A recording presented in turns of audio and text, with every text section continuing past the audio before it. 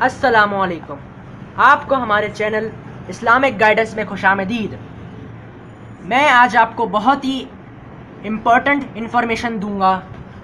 یہ ایک اسلامی انفارمیشن میں آپ کو آج دینے جا رہا ہوں، اور یہ بہت ہی بڑی انفارمیشن ہوگی آپ کے لیے۔ جھوٹ کا دنیا اور آخرت میں نقصان۔ اور جھوٹ آج بہت تیزی سے پھیلا ہوا ہے، یہ بہت ہی بڑا گناہ ہے، اور اس کی میں آج آپ کو بتاؤں گا کہ اس کی سزا کیا ہے، دنیا میں بھی اور آخرت میں بھی۔ میں آپ کو آج یہ حدیث سناؤں گا۔ حضرت ابن عمر رضی اللہ تعالیٰ عنہ سے روایت ہے کہ رسول اللہ صلی اللہ علیہ وآلہ وسلم نے ارشاد فرمایا، جب کوئی بندہ جھوٹ بولتا ہے تو حفاظت کرنے والا یعنی فرشتہ اس کے کلمے یعنی بات کی بدبو کی وجہ سے 1 میل دور چلا جاتا ہے۔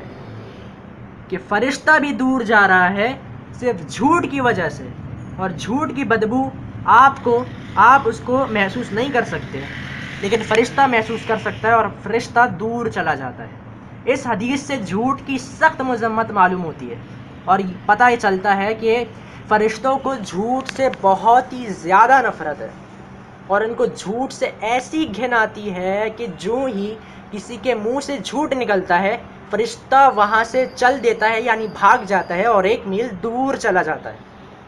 اور واضح رہے کہ یہ اس اعمال لکھنے والے فرشتے کی بات نہیں ہو رہی، اس کے علاوہ دوسرے فرشتے مراد ہیں جسے حفاظت کرنے والا فرشتہ کہتے ہیں۔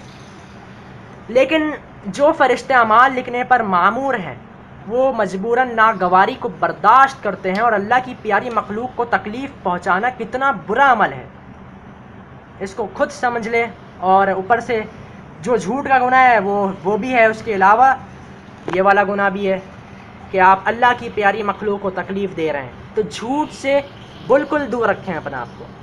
مادی چیزوں کی خوشبو اور بدبو کی طرح انسان کے اعمال و کلمات کی بھی اپنی خوشبو یا بدبو ہوتی ہے، یہ تو سب جانتے ہیں۔ مادیت کے غلبے کی وجہ سے ہم سڑی گلی چیزوں کی بدبو تو محسوس کرتے ہیں، لیکن ان چیزوں کی بدبو محسوس نہیں کرتے جن کی بدبو اس بدبو کے مقابلے میں کہیں زیادہ ہے، یعنی کئی گنا زیادہ ہے۔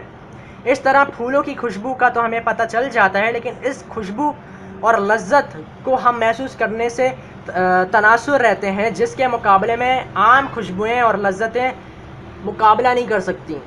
کچھ بھی نہیں ہے یہ عام خوشبوئیں اور لذتیں، اس خوشبو اور لذتوں کے مقابلے میں کچھ نہیں ہے۔ عام رنگ و بو کی رعانیاں تو ہمارا دامن دل کھینچتی ہیں، لیکن حقیقت اور روح کی رعانیوں سے ہم بے خبر رہ کر ہی اس دنیا سے رخصت ہو جاتے ہیں، یعنی بہت سی چیزوں سے ہم بے خبر ہیں۔ جی ہاں، فرشتوں کی حس بہت لطیف اور تیز ہوتی ہے، اس لیے وہ ہمارے اچھے برے اعمال تک کی خوشبو یا بدبو محسوس کرتے ہیں، اور جھوٹ کی بدبو کی وجہ سے دور ہٹ جاتے ہیں۔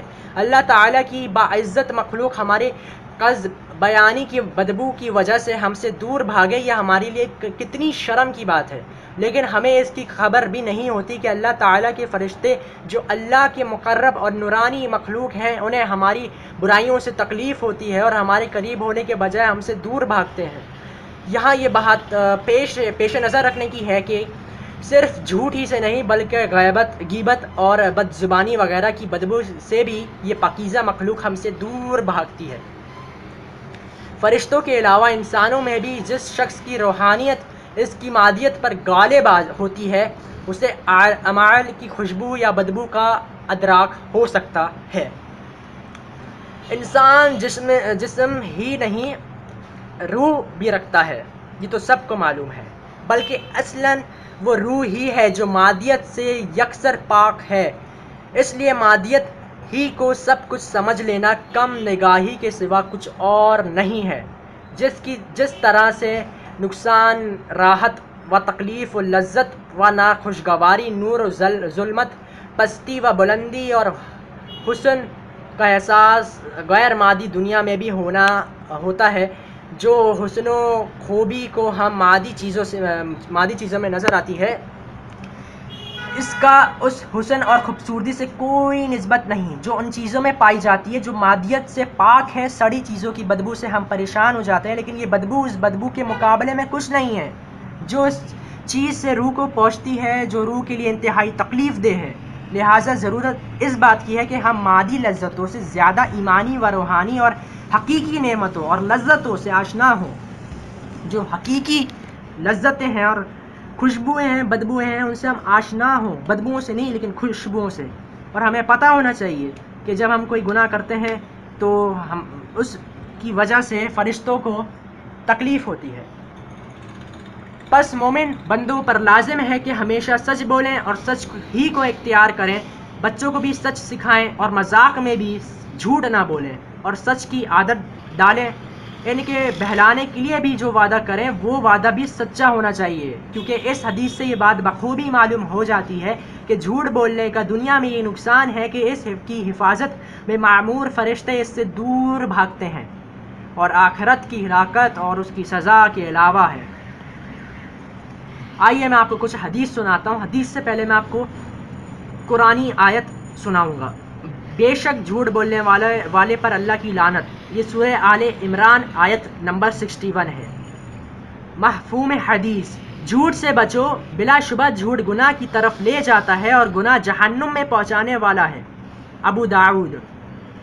مفہوم حدیث: بہت سارے لوگ منہ کے بل جہنم میں پھینک دیے جائیں گے صرف اپنی زبان یعنی کہ جھوٹ کی وجہ سے، یہ ترمذی شریف میں ہے۔ مفہوم حدیث: میں ضمانت دیتا ہوں جنت کے درمیان ایک گھر کی اس شخص کو جو مذاق میں بھی جھوٹ نہ بولے، یہ ابو داؤد میں حدیث ہے۔ مفہوم حدیث: اپنی جھوٹی تعریف پسند کرنا حرام ہے اور اس میں آخرت کی بربادی کا اندیشہ ہے۔ بخاری شریف اور مسلم شریف میں یہ حدیث ہے، موجود ہے، اور یہ اس سے اندازہ لگا سکتے ہیں آپ کہ جھوٹی تعریف پسند کرنا بھی حرام ہے، گناہ ہے، اور جھوٹی تعریف بھی پسند نہیں کرنی چاہیے آپ کو، کیونکہ یہ حرام ہے، شریک حرام ہے۔ مفہوم حدیث: اس شخص کے لیے خرابی ہے جو بات کرتے ہوئے لوگوں کو ہنسانے کے لیے جھوٹ بولتا ہے، یہ مشکات المصابیح میں ہے۔ مفہوم حدیث: یہ بہت بڑی خیانت ہے کہ تم اپنے بھائی سے کوئی جھوٹ بات بیان کرو حالانکہ وہ تمہاری بات کو سچا سمجھتا ہو، یہ ابو داؤد میں آیا ہے۔ اس طرح ہمیں یہ بھی معلوم ہوتا ہے کہ اپریل فول جو مذاق میں ہم کچھ لوگ ہیں جو جھوٹ بولتے ہیں، مذاق میں اپریل فول مناتے ہیں، یہ بھی اسلام میں ثابت نہیں ہے، اسلام میں نہیں ہے اپریل فول، اور ہمیں اپریل فول بھی نہیں منانا چاہیے۔ اپنی جھوٹی تعریف پسند کرنا شرک حرام ہے اور اس شخص کو اس میں آخرت کی بربادی کا اندیشہ ہے، یہ بھی ایک حدیث ہے، یہ میں نے آپ کو پہلے بتائی ہے اور دوبارہ بتائی ہے میں نے، یعنی جھوٹ اتنا بڑا گناہ ہے۔ اللہ رب العزت ہمیں ہر حال میں جھوٹ بولنے سے، جھوٹ سے پرہیز کرنے کی توفیق عطا فرمائے، جھوٹ ہم بالکل نہ بولیں اور ہمیشہ سچ بولنے والا بنائیں، آمین۔ امید کرتا ہوں آپ کو یہ ویڈیو پسند آئی ہوگی۔ ہمارے چینل اسلامک گائیڈنس کو سبسکرائب کریں اور اس ویڈیو کو لائک کریں، کمنٹ کریں تاکہ ہمیں آپ کے خیالات کے بارے میں علم ہو سکے۔